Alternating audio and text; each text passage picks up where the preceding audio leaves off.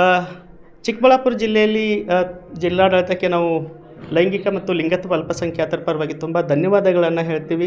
ಇಲ್ಲಿ ಜಿಲ್ಲಾಡಳಿತ, ಜಿಲ್ಲಾ ಪಂಚಾಯತಿ, ಜಿಲ್ಲಾ ಆರೋಗ್ಯ ಮತ್ತು ಕುಟುಂಬ ಕಲ್ಯಾಣ ಇಲಾಖೆ, ಮಹಿಳಾ ಮತ್ತು ಮಕ್ಕಳ ಕಲ್ಯಾಣ ಇಲಾಖೆ, ನಿಸರ್ಗ ಸಂಸ್ಥೆ ಆಗಿರ್ಬೋದು, ವಿಕಲಚೇತನರ ಸಂಸ್ಥೆ ಆಗಿರ್ಬೋದು, ಇವತ್ತು ಟ್ರಾನ್ಸ್ಜೆಂಡರ್ ಬೇಸ್ ಲೈನ್ ಸರ್ವೆ ಬಗ್ಗೆ ಜಾಗೃತಿ ಕಾರ್ಯಕ್ರಮ ಹಮ್ಮಿಕೊಂಡಿರೋದು ಸಂತೋಷ ಆಯಿತು. ರಾಜ್ಯದಲ್ಲೇ ಮೊಟ್ಟ ಮೊದಲ ಜಿಲ್ಲೆ ಜಾಗೃತಿ ಕಾರ್ಯಕ್ರಮ ಮಾಡ್ತಾ ಇರೋದು. ಇನ್ನು ಬೇಸ್ ಲೈನ್ ಸರ್ವೆ ಮಾನ್ಯ ಮುಖ್ಯಮಂತ್ರಿಗಳು ಅಧಿಕೃತವಾಗಿ ಚಾಲನೆ ನೀಡಿದ ತಕ್ಷಣ ಸರ್ವೆ ಎಂಟರ್ ಕರ್ನಾಟಕ ಪ್ರಾರಂಭ ಆಗುತ್ತೆ.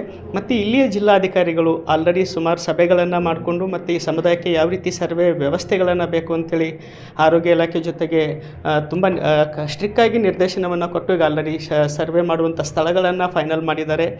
ಮತ್ತು ಹೆಮ್ಮೆ ಅನಿಸುತ್ತೆ. ಒಂದು ಇಲ್ಲಿ ಜಿಲ್ಲಾಡಳಿತಕ್ಕೆ ನಾನು ತುಂಬ ಸಮುದಾಯದ ಪರವಾಗಿ ಮತ್ತು ರಾಜ್ಯ ಮಟ್ಟದ ಸಮುದಾಯದವನಾಗಿ ನಾನು ತುಂಬ ಥ್ಯಾಂಕ್ಫುಲ್ ಹೇಳ್ತೀನಿ ಇಲ್ಲಿಯ ಜಿಲ್ಲಾಧಿಕಾರಿಗಳಿಗೆ. ಮತ್ತು ಈ ಸರ್ವೆ ಯಾಕೆ ಮುಖ್ಯ ಈ ಟ್ರಾನ್ಸ್ ಸಮುದಾಯಕ್ಕೆ ಅಂತಂದರೆ ಈ ಸಮುದಾಯದ ಅಂಕಿಅಂಶಗಳಿಲ್ಲ ಸರ್ಕಾರದಲ್ಲಿ. ಈ ಸರ್ಕಾರದಲ್ಲಿ ಅಂಕಿಅಂಶಗಳು ಇಲ್ಲದೇ ಇರೋ ಕಾರಣಕ್ಕೆ ಸಾಮಾಜಿಕವಾಗಿ, ಆರ್ಥಿಕವಾಗಿ ಮತ್ತು ಶೈಕ್ಷಣಿಕವಾಗಿ ಈ ಸಮುದಾಯ ದಿನನಿತ್ಯ ನೋವುಗಳನ್ನು, ಹಿಂಸೆಗಳನ್ನು ಅನುಭವಿಸುತ್ತಾ ಟ್ರಾನ್ಸಲ್ಲಿ ಒಂದು ಭಾಗವಾದಂಥ ಟ್ರಾನ್ಸ್ ವಿಮೆನ್ ಸಮುದಾಯ, ಟ್ರಾನ್ಸ್ ಮಹಿಳಾ ಸಮುದಾಯ ಭಿಕ್ಷಾಟನೆ, ಸೆಕ್ಸ್ ವರ್ಕಲ್ಲಿ ಜೀವನ ಮಾಡ್ತಾ ಇದ್ದಾರೆ. ಮತ್ತು ಸಡನ್ಲಿ ಒಂದು ಬದಲಾವಣೆ ಆಗಬೇಕಾದ್ರೆ ಹಲವಾರು ಸಮಸ್ಯೆಗಳು ಸಹ ಇದ್ದಾವೆ. ಮತ್ತು ಸರ್ಕಾರನೂ ಒಂದು ಮಹತ್ವವಾದ ಹೆಜ್ಜೆಯನ್ನು ಮುಂದೆ ಇಟ್ಟಿದೆ. ಈ ಸರ್ವೆನ ನಾವು ಮಾಡ್ತೀವಿ ಅಂತ 2021ರಲ್ಲಿ ಆಯವ್ಯಯದಲ್ಲಿ 70 ಲಕ್ಷ ಅನುದಾನ ಏನು ಬಿಡುಗಡೆ ಆಗಿತ್ತು. ಮತ್ತು ಈ ಒಂದು ಸಂಪೂರ್ಣ ರಾಜ್ಯದ ಸರ್ವೆ ಮೇಲುಸ್ತುವಾರಿ ಮಾಡ್ತಾ ಇರುವಂಥ MD ಪುಷ್ಪಲತಾ ಅವರಿಗೆ, ಮ್ಯಾನೇಜಿಂಗ್ ಡೈರೆಕ್ಟರ್ MD ಪುಷ್ಪಲತಾ ಅವರಿಗೆ ನಾವು ತುಂಬ ಧನ್ಯವಾದಗಳನ್ನು ಹೇಳಬೇಕು. ಇದು ಮಹಿಳಾ ಮತ್ತು ಮಕ್ಕಳ ಕಲ್ಯಾಣ ಇಲಾಖೆಯ ಒಂದು ಅಂಗಸಂಸ್ಥೆ ಆದಂಥ ವಿಮೆನ್ ಆ್ಯಂಡ್ ಚೈಲ್ಡ್ ಡಿಪಾರ್ಟ್ಮೆಂಟಲ್ಲಿ ಈ ಒಂದು ಸರ್ವೆ ಆಗ್ತಾ ಇರೋದು. ಮತ್ತು ಎಲ್ಲ ಜಿಲ್ಲಾಧಿಕಾರಿಗಳು ಸಹ ಈ ಸರ್ವೆಗೆ ಸ್ಪಂದಿಸಬೇಕು. ಜಿಲ್ಲಾಡಳಿತ ಹೆಚ್ಚಿನ ಪ್ರಚಾರಗಳನ್ನು ಮಾಡಬೇಕು. ಮತ್ತು ಅದೇ ರೀತಿ ಕರ್ನಾಟಕದ ಎಲ್ಲ ಸಮುದಾಯದ ಸಂಘಟನೆ ಮತ್ತು ಸಮುದಾಯದ ಜನರ ಜವಾಬ್ದಾರಿ ಇದೆ. ಈ ಸರ್ವೆ ನಮ್ಮ ಸಮುದಾಯದ ಶೈಕ್ಷಣಿಕವಾಗಿ, ಆರ್ಥಿಕವಾಗಿ, ಸಾಮಾಜಿಕವಾಗಿ ನಾವು ಎಲ್ಲಿದ್ದೀವಿ, ಏನು ಬೇಕು, ಏನು ಮಾಡಬೇಕು, ಈ ಸರ್ಕಾರಗಳು ಯಾವ ರೀತಿ ಪ್ಲ್ಯಾನ್ ಮಾಡಬೇಕಂತೇಳಿ ಒಂದು ಪ್ರಕ್ರಿಯೆಯನ್ನು ಏನು ಪ್ರಾರಂಭ ಮಾಡಿದ್ದಾರೆ. ಸಮುದಾಯದ ಸಂಘಟನೆ ಮೊಟ್ಟ ಮೊದಲ ಬಾರಿಗೆ ನಿಸರ್ಗ ಸಂಸ್ಥೆಯ ಒಂದು ಇನಿಷಿಯೇಟಿವ್ ತೊಗೊಂಡು ಈ ಜಿಲ್ಲೆಯಲ್ಲಿ ತುಂಬ ಕೆಲಸವನ್ನು ಮಾಡ್ತಾ ಇರೋದರಿಂದ ಆ ಸಂಸ್ಥೆಗೂ ನಾನು ತುಂಬ ಧನ್ಯವಾದಗಳನ್ನು ಹೇಳ್ತೀನಿ. ಈ ಒಂದು ಸರ್ವೆ ಯಶಸ್ವಿಯಾಗಿ ನಡೀಲಿ. ನಾವು ಸಹ ರಾಜ್ಯದಲ್ಲಿ ಎಲ್ಲಿಯೂ ಸಣ್ಣ ಕುಂದುಕೊರತೆಗಳು ಬರದೇ ಇರೋ ಹಾಗೆ ಈ ಸರ್ವೆಯನ್ನು ಮಾನಿಟ್ರಿಂಗ್ ಮಾಡ್ತಾ ಹೋಗ್ತೀವಿ, ಸಪೋರ್ಟ್ ಸಿಸ್ಟಮನ್ನು ಕ್ರಿಯೇಟ್ ಮಾಡ್ತಾ ಹೋಗ್ತೀವಿ. ಅದೇ ರೀತಿ ಇನ್ನು ಚೀಫ್ ಸೆಕ್ರೆಟರಿ ಇನ್ ಕರ್ನಾಟಕ ಶಾಲಿನಿ ಮೇಡಮ್ಗೂ ನಾವು ತುಂಬ ಧನ್ಯವಾದಗಳನ್ನು ಹೇಳಬೇಕು. Additional chief secretary Uma Mahadevan ಅವರ ಅಂಡರಲ್ಲಿ ಒಂದು ಸಮಿತಿ ಇದೆ. ಆ ಸಮಿತಿನೂ ಸಹ ಪ್ರೋಗ್ರೆಸಿವ್ ಆಗಿ ಎಲ್ಲ ಅನುಮೋದನೆಗಳನ್ನು ಮಾಡ್ತಾ ಪ್ರಚಾರಕ್ಕೆ ಏನೇನು ಬೇಕೋ ಎಲ್ಲ ತಯಾರಿಗಳನ್ನು ಮಾಡಿಕೊಂಡು ಈ ಸರ್ಕಾರ ರೆಡಿ ಇದೆ. ಇನ್ನು ಈ ವಾರದಲ್ಲಿ ಮಾನ್ಯ ಮುಖ್ಯಮಂತ್ರಿಗಳು ಅಧಿಕೃತವಾಗಿ ಈ ಸರ್ವೆಯನ್ನು ಉದ್ಘಾಟನೆ ಮಾಡ್ತಾರೆ. ಮಾನ್ಯ ಉಪಮುಖ್ಯಮಂತ್ರಿಗಳು DK ಶಿವಕುಮಾರ್ ಆಗಿರ್ಬೋದು ಮತ್ತು ಇಲಾಖೆಯ ಸಚಿವೆ ಲಕ್ಷ್ಮೀ ಹೆಬ್ಬಾಳ್ಕರ್ ಆಗಿರ್ಬೋದು ತುಂಬ ಮುತುವರ್ಜಿ ವಹಿಸಿ ಸರ್ಕಾರಿ ಸಮುದಾಯದ ಜೊತೆಗೆ ನಿಂತಿದ್ದೇವೆ. ಅದೇ ರೀತಿ ಸಮುದಾಯನೂ ಸಹ ಸರ್ಕಾರದ ಜೊತೆಗೆ ನಿಲ್ತೀವಿ. ಒಂದು ಬದಲಾವಣೆ ಕನಸೇನು ಕಾಣ್ತಾ ಇದ್ದೀವಿ 20 ವರ್ಷಗಳಿಂದ, ಆ ಒಂದು ಸ್ಟೆಪ್ಪನ್ನು ಸರ್ಕಾರ ಇಡ್ತಾ ಇದೆ. ಸರ್ಕಾರದ ಜೊತೆಗೆ ಇರ್ತೀವಿ ಅಂತ ಹೇಳ್ತೀನಿ. ತುಂಬ ಧನ್ಯವಾದಗಳು. ಮತ್ತು ಈ ಜಿಲ್ಲಾಡಳಿತಕ್ಕೆ ನಾನು ಎಸ್ಪೆಷಲಿ ಎಲ್ಲ ಜಿಲ್ಲಾಡಳಿತದ ಎಲ್ಲ ಅಧಿಕಾರಿಗಳಿಗೆ ತುಂಬ ಥ್ಯಾಂಕ್ಫುಲ್ ಹೇಳ್ತೀನಿ. ಮತ್ತು ಇಲ್ಲಿ ಮಾಧ್ಯಮದ ಬೆಂಬಲನೂ ಬೇಕಾಗುತ್ತೆ.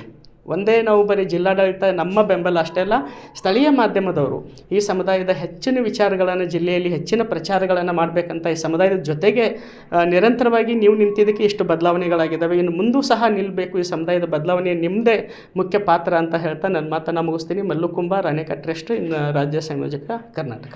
ಓಕೆ, ಎಷ್ಟು ರೀತಿಯ ಕ್ಯಾಟಗರಿ ಅಂದರೆ ವಿಧಗಳಿದ್ದಾವೆ? ಟ್ರಾನ್ಸ್ಜೆಂಡರ್ ಅಂದರೆ ಗಂಡಾಗಿ ಹುಟ್ಟಿ ಹೆಂಗಸಾಗವರು, ಹೆಣ್ಣಾಗಿ ಹುಟ್ಟಿ ಗಂಡಸಾಗವರು, ಟ್ರಾನ್ಸ್ ಮೆನ್, ಟ್ರಾನ್ಸ್ ವಿಮೆನ್ ಅಂತೇಳಿ ಸರ್ಕಾರದ ಐಡೆಂಟಿಟಿಯಲ್ಲಿ ಬರ್ತೀವಿ ನಾವು.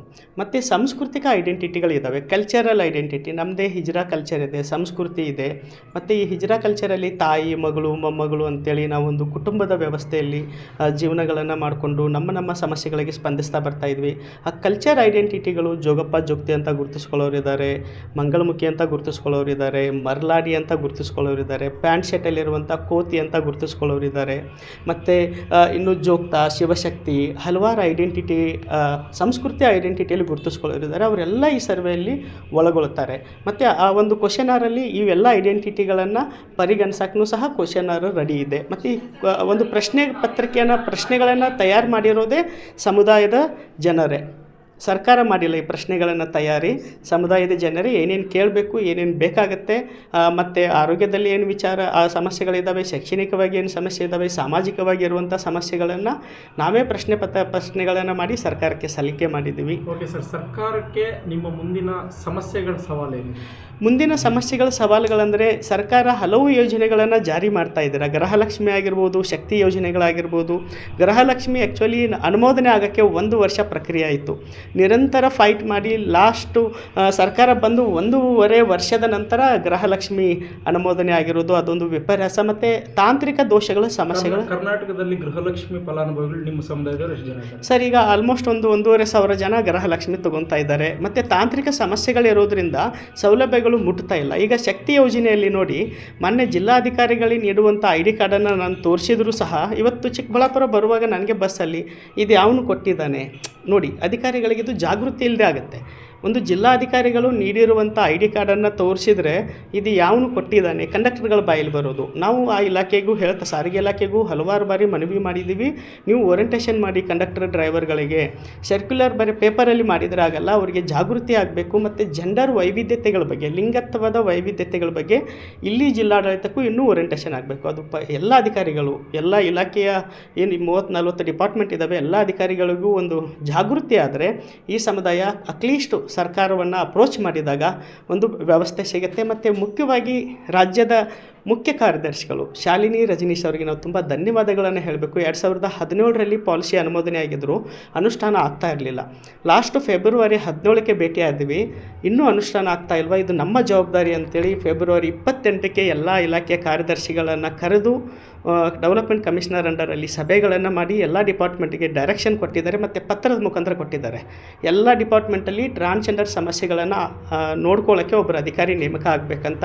ಅದ್ರ ಪ್ರಕಾರವಾಗಿ ಇಲ್ಲಿವರೆಗೆ 20 ಡಿಪಾರ್ಟ್ಮೆಂಟ್ ಅವರು ಟ್ರಾನ್ಸ್ಜೆಂಡರ್ ಸಮಸ್ಯೆಗಳನ್ನು ನೋಡ್ಕೋಬೇಕಂತ ಅಧಿಕಾರಿಗಳು ನೇಮಕ ಆಗಿದ್ದಾರೆ. ಇನ್ನು ಉಳಿದ ಅಧಿಕಾರಿಗಳು ನೇಮಕ ಆದರೆ ಅವರಿಗೆಲ್ಲ ಜಾಗೃತಿ ತುಂಬ ಮುಖ್ಯ ಆಗುತ್ತೆ. ಒಟ್ಟಾರೆ ಸಮೀಕ್ಷೆ ನಡೆದ ಮೇಲೆ ನಿಮ್ಮ ಸಮಸ್ಯೆಗಳಿಗೆ ಒಂದು ಪರಿಹಾರ ಸಿಗುತ್ತಲ್ವ? ಆಶಯ ಇದೆ, ಆಶಯ ಮತ್ತು ಒಂದು ಕನಸು ಕಾಣೋದೇನಿದೆಯಲ್ಲ, ಇನ್ನೂ ಆ ನನ್ನ ಸಮುದಾಯದಲ್ಲಿದೆ. ಇವತ್ತು ಸುಮಾರು ಜನ 1% ರಿಸರ್ವೇಷನಲ್ಲಿ ಪೊಲೀಸ್ಗಳಾಗ್ತಾ ಇದ್ದಾರೆ. ಹಲವಾರು ತಾಂತ್ರಿಕವಾಗಿ ಸಮಸ್ಯೆ ಮತ್ತು ಗೈಡ್ಲೈನ್ಗಳಾಗಬೇಕು ಇಲಾಖೆವಾರು. ಈಗ ಪೊಲೀಸ್ ಇಲಾಖೆಯಲ್ಲಿ ಏನಿದೆ, ಓನ್ಲಿ ಮೇಲ್ ಫಿಮೇಲ್ ಅಂತ ಅಷ್ಟೇ ಮೆನ್ಷನ್ ಮಾಡಿದ್ದಾರೆ. ಮೇಲ್ ಅಂದರೆ ಯಾರು, ಫೀಮೇಲ್ ಅಂದರೆ ಯಾರು, ಟ್ರಾನ್ಸ್ ಮ್ಯಾನ್ ಅಂದರೆ ಯಾರು, ಟ್ರಾನ್ಸ್ ವಿಮೆನ್ ಅಂದರೆ ಯಾರು ಅಂತೇಳಿ ಪೊಲೀಸ್ ಇಲಾಖೆಗೆ ಗೊತ್ತಿಲ್ಲ. ಅಲ್ಲಿ ರಿಕ್ರೂಟ್ಮೆಂಟ್ ADG ಅವರಿಗೆ ನಾವು ಮನವಿಗಳನ್ನು ಕೊಟ್ಟು, DGಯಿಂದ ಮನವಿಯನ್ನು ಕೊಟ್ಟು ಸಪ್ರೇಟ್ ಗೈಡ್ಲೈನು ಟ್ರಾನ್ಸ್ಜೆಂಡರ್ಗೆ ಫಿಸಿಕಲ್ ಹೇಗಿರಬೇಕು, ಮೆಡಿಕಲ್ ಹೇಗೆ ಟೆಸ್ಟಿಂಗ್ ಆಗಬೇಕು, ಮತ್ತು ಸಮ್ ಪೀಪಲ್ ಆಪ್ರೇಷನ್ ಆದವರಿದ್ದಾರೆ, ಸಮ್ ಪೀಪಲ್ ಆಪ್ರೇಷನ್ ಆಗದೇ ಇರೋರಿದ್ದಾರೆ. ಮತ್ತು ಆಪ್ರೇಷನ್ ಒಂದೇ ಫೈನಲ್ ಅಲ್ಲ, ಸುಪ್ರೀಂ ಕೋರ್ಟ್ ತೀರ್ಪು ಅದೇ ಹೇಳುತ್ತೆ, ತನ್ನನ್ನು ತಾನು ಸೆಲ್ಫ್ ಡಿಕ್ಲರೇಷನ್ದ ಟ್ರಾನ್ಸ್ ಅಂತ ಹೇಳ್ಕೊಂಡ್ರೆ ಒಪ್ಕೋಬೇಕು ಅಂತ. ಮತ್ತು ಟ್ರಾನ್ಸ್ಜೆಂಡರ್ ID ಕಾರ್ಡನ್ನು ಮಾನ್ಯ ಜಿಲ್ಲಾಧಿಕಾರಿಗಳು ಆನ್ಲೈನಲ್ಲಿ ನಾವು ಅರ್ಜಿ ಸಲ್ಲಿಸಿ ಅಫಿಡವಿಟ್ ಮೂಲಕ ನಾವೊಂದು ನನ್ನ ID ಕಾರ್ಡ್ ಕೊಡಿ ಅಂದರೆ ಅಲ್ಲಿ ಮೇಲ್ ಫಿಮೇಲ್ ಟ್ರಾನ್ಸ್ಜೆಂಡರ್ ಅಂತ ಅವಕಾಶಗಳು ಇದ್ದಾವೆ. ಅದೆಲ್ಲ ಜಿಲ್ಲೆಯಲ್ಲೂ ಪ್ರಕ್ರಿಯೆ ನಡೀತಾ ಇದೆ. ಮತ್ತು ಒಂದು ಸಡನ್ಲಿ ಬದಲಾಗಲ್ಲ. 20 ವರ್ಷದಲ್ಲಿ ಈಗ ಅಟ್ಲೀಸ್ಟು ನಾವು ಇಲಾಖೆಗಳಿಗೆ ಹೋಗಿ ಮಾತಾಡ್ತಾ ಇದ್ದೀವಿ, ಚೀಫ್ ಸೆಕ್ರೆಟರಿ ತನಕ ರೀಚ್ ಆಗ್ತಾ ಇದ್ದೀವಿ ಅಂದರೆ ಅಷ್ಟು ಚಿಕ್ಕ ಕೆಲಸ ಅಲ್ಲ. ಇವತ್ತು ಕರ್ನಾಟಕದ ಮುಖ್ಯಮಂತ್ರಿಗಳಾಗಿರ್ಬೋದು ಮತ್ತು ಈ ಸರ್ಕಾರಗಳಾಗಿರ್ಬೋದು, ಹಿಂದಿನ ಸರ್ಕಾರಗಳು ಸಹ ಈ ಸಮುದಾಯದ ಜೊತೆಗಿದ್ದಾರೆ. ಇಲ್ಲಿ ನಾವು ಈ ಸಮುದಾಯವನ್ನು ಪಕ್ಷಾತೀತವಾಗಿ ನೋಡಿ ಅಂತ ಹೇಳ್ತೀವಿ. ನಿಮ್ಮ ಪಕ್ಷದ ರಾಜಕೀಯಗಳು ಈ ಸಮುದಾಯಕ್ಕೆ ಬೇಕಾಗಿಲ್ಲ. ನಮ್ಮಲ್ಲಿಯೂ ಎಲ್ಲ ಪಕ್ಷದವರು ಇದ್ದಾರೆ. ಆದರೆ ನಾನು ಒಂದು ಹೋರಾಟಗಾರ ಆಗಿ ಮತ್ತು ಸಮುದಾಯದ ನೋವುಗಳನ್ನು ಮತ್ತು ಸಮುದಾಯ ಆಗಿ ಹೇಳೋದಂದರೆ ಈ ಸಮುದಾಯದ ವಿಷಯಗಳನ್ನು ಪಕ್ಷಾತೀತವಾಗಿ, ಹಿಂದಿನ ಸರ್ಕಾರನೂ 70 ಲಕ್ಷ ಅನುದಾನ ಇಟ್ಟರು, ಈ ಸರ್ಕಾರನೂ ಮಾನ್ಯ ಮುಖ್ಯಮಂತ್ರಿಗಳು ಸಿದ್ದರಾಮಯ್ಯ ಅವರು ಸಹ ಅವರಿದ್ದಾಗೆ ಪಾಲಿಸಿ ಆಗಿರೋದು ಕರ್ನಾಟಕ ಟ್ರಾನ್ಸ್ಜೆಂಡರ್ ಪಾಲಿಸಿ 2017ರಲ್ಲಿ. ಅದನ್ನು ವ್ಯವಸ್ಥಿತವಾಗಿ ಅನುಷ್ಠಾನ ಮಾಡಬೇಕು. ಮತ್ತು ಈ ಸಮುದಾಯಕ್ಕೆ ಸಪ್ರೇಟಾಗಿ ಒಂದು ನಿಗಮ ಸ್ಥಾಪನೆ ಆಗಬೇಕು. ಕನಿಷ್ಠ 200 ಕೋಟಿ ಬಜೆಟ್ ಕೊಡಿ ಅಂತ 15 ವರ್ಷಗಳಿಂದ ಮನವಿ ಮಾಡ್ತಾಯಿದ್ದೀವಿ. 200 ಕೋಟಿ ಬಜೆಟ್ ಕೊಟ್ಟರೆ ಮೇಕೆ ಸಾಕಾಣಿಕೆ ಮಾಡೋರಿದ್ದಾರೆ, ಸಣ್ಣ ಪುಟ್ಟ ಅಂಗಡಿಗಳನ್ನು ಮಾಡ್ಕೊಳ್ಳೋರಿದ್ದಾರೆ, ಮನೆಗಳು ಬೇಕಾಗಿದೆ, ರೇಷನ್ ಕಾರ್ಡ್ಗಳು ಬೇಕಾಗಿದೆ. ಇವು ಸಣ್ಣ ಪುಟ್ಟ ಸಮಸ್ಯೆಗಳನ್ನು ಈಡೇರಿಸ್ತಾ ಹೋದರೆ ಬದುಕನ್ನು ಒಂದು ಬದಲಾಗ್ತಾ ಬರ್ಬೋದು. ಮತ್ತು ಎಲ್ಲ ಟ್ರಾನ್ಸ್ಜೆಂಡರು ಸೆಕ್ಸ್ ವರ್ಕ್ ಬೆಗ್ಗಿಂಗಲ್ಲೇ ಇಲ್ಲ. ನಾವು ಸ್ವಲ್ಪ ಕಣ್ಣು ದೃಷ್ಟಿನೂ ನೋಡಬೇಕಾಗತ್ತೆ. ಯಾರಿಗೆ ಆ ಒಂದು ಸಮಸ್ಯೆ ಇದೆ ಅವರಷ್ಟೇ ಇದ್ದಾರೆ. ಮತ್ತು ಈಗ 20 ವರ್ಷ ನಾನು ಸೆಕ್ಸ್ ವರ್ಕ್ ಬೆಗ್ಗಿಂಗ್ ಮಾಡಿ ಬೇರೆ ಕೆಲಸ ಮಾಡಿ ಅಂದರೆ ಆಗಲ್ಲ. ಹೊಸ ಬರೋ ಸಮುದಾಯಕ್ಕೆ ಶಿಕ್ಷಣ ಕೊಡಿ.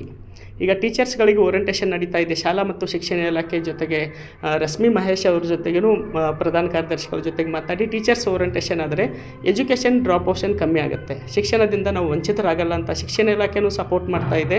ಈಗ ಟೀಚರ್ಸ್ ಓರಿಯೆಂಟೇಷನ್ ಆಗ್ತಾ ಹೋದರೆ ಮುಂದೆ ಬರೋ ಪೀಳಿಗೆ ನಮಗೇನು ಸಿಗದೆ ಹೋಗಿದ್ರೂ ಮುಂದೆ ಬರೋ ಪೀಳಿಗೆ ಒಂದು ಡಿಗ್ನಿಟಿ ವ್ಯವಸ್ಥಿತವಾದ ಲೈಫಲ್ಲಿ ಜೀವನ ಮಾಡಬೇಕು ಮಾಡ್ತಾ ಇದ್ದಾರೆ. ಮೋನಿಶಾ ಅಂತ, ಅನೂಶಿ ಅಂತೇಳಿ ಹೈಕೋರ್ಟಲ್ಲಿ ಕೆಲಸ ಮಾಡ್ತಾ ಇದ್ದಾಳೆ, ಪ್ರಫುಲ್ಲ ಅಂತ ಕೋರ್ಟಲ್ಲಿ ಕೆಲಸ ಮಾಡ್ತಾ ಇದ್ದಾಳೆ. ಆ ರೀತಿ ಸಣ್ಣ ಪುಟ್ಟ ಹುದ್ದೆಗಳಲ್ಲಿ ಇಬ್ಬರು ಪೊಲೀಸ್ ಆಗಿದ್ದಾರೆ, ಮಧುಶ್ರೀ ಅಂತ ರಾಯಚೂರೊಳಗೆ ಪೊಲೀಸ್ ಆಗಿದ್ದಾರೆ. ಈಗ ಚಿಕ್ಕಬಳ್ಳಾಪುರದಲ್ಲಿನೇ ಇಲ್ಲಿ ಟೀಚರ್ ಆಗಿ ಕೆಲಸ ಮಾಡ್ತಾ ಇದ್ದಾರೆ ಪವಿತ್ರ ಅಂತ. ಸುಮಾರು ಜನ ಮೇನ್ ಸ್ಟ್ರೀಮಲ್ಲಿ ಬರ್ತಾ ಇದ್ದಾರೆ. ಸಮಾಜ ವ್ಯವಸ್ಥೆ ಕುಟುಂಬ ಮುಖ್ಯವಾಗಿ ಮಗ ಆಗಿದ್ದವಳು ಮಗಳಾಗಿದ್ದಾಳ ಒಪ್ಕೊಳ್ಳಿ, ಮಗಳಾಗಿದ್ದವಳು ಮಗ ಆಗಿದ್ದಾನ ಒಪ್ಕೊಳ್ಳಿ. ನಾವೇನು ಕೊಲೆ ಮಾಡಿಲ್ಲ, ಹಿಂಸೆ ಕೊಟ್ಟಿಲ್ಲ, ತಪ್ಪು ಮಾಡಿಲ್ಲ. ನೀವು ಒಪ್ಕೊಂಡ್ರೆ ಕುಟುಂಬ ಸಮಾಜ ಒಪ್ಕೊಳ್ಳುತ್ತೆ, ಸಮಾಜ ಒಪ್ಕೊಂಡ್ರೆ ವ್ಯವಸ್ಥೆ ಒಪ್ಕೊಳ್ಳುತ್ತೆ. ಇಲ್ಲಿ ಎಲ್ಲ ಒಪ್ಕೊಂಡ್ರೆ ಬದಲಾವಣೆ ಪ್ರಾರಂಭ ಆಗುತ್ತೆ. ನಾವೆಲ್ಲ ತಂದೆ ತಾಯಿ ಹೊಟ್ಟೆಯಿಂದನೇ ಹುಟ್ಟಿರೋದು, ನಾವೇನು ಉದ್ಭವ ಮೂರ್ತಿಗಳೆಲ್ಲ ದೇವರುಗಳು ಅಲ್ಲ. ಹಾಗಾಗಿ ಈ ಪೀಳಿಗೆ ಏನಿದೆ ಬೆಗ್ಗಿಂಗ್ ಸೆಕ್ಸ್ ವರ್ಕಲ್ಲಿ ಹೋಗುತ್ತೆ. ಮುಂದೆ ಬರೋ ಪೀಳಿಗೆಗಳು ಅವ್ರಿಗೆ ಶಿಕ್ಷಣ ಸಿಕ್ಕರೆ ಒಂದು ಉನ್ನತ ಹುದ್ದೆಗಳಲ್ಲಿ ನೇಮಕಗಳಾಗ್ತಾರೆ, ಒಂದು ಒಳ್ಳೆಯ ಲೈಫನ್ನು ಡಿಗ್ನಿಟಿ ಲೈಫನ್ನು ಲೀಡ್ ಮಾಡ್ತಾರೆ.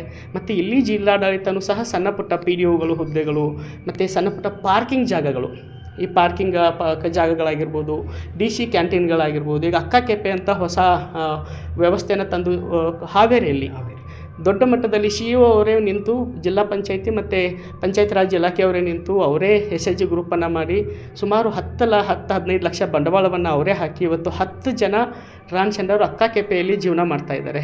ಇಲ್ಲಿ ಜಿಲ್ಲಾಡಳಿತನೂ ಅಕ್ಕ ಕೆಪೆ ಮಾದರಿಯಲ್ಲಿ ಸ್ಥಳೀಯವಾಗಿ ಮಾಡುವಂಥ ಸಮುದಾಯಕ್ಕೆ ಅವಕಾಶಗಳನ್ನು ಮಾಡಿಕೊಡಬೇಕು. ಅಲ್ಲಿ ಯಶಸ್ವಿಯಾಗಿ ಆ ಕ್ಯಾಂಟೀನ್ ನಡೀತಾ ಇದೆ ಇವತ್ತು. Thank you sir. ಯಾ